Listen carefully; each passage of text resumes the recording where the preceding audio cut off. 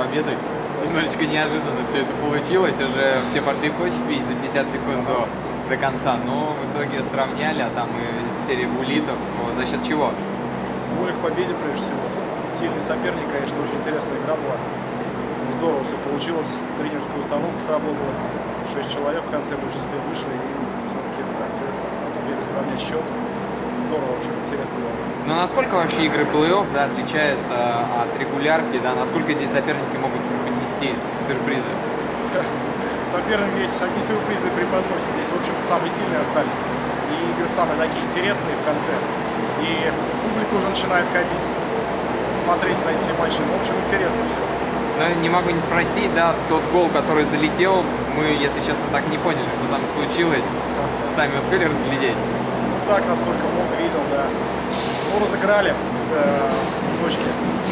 Пару рикошетов, добиваний, и ворота зашла шайба. Но это, можно сказать, что это самая, может быть, не то что курьезная, но самая заслуженная такая шайба Больше, в этом я бы чемпионате? сказал, волевая, наверное, шайба, волевая. В этом чемпионате.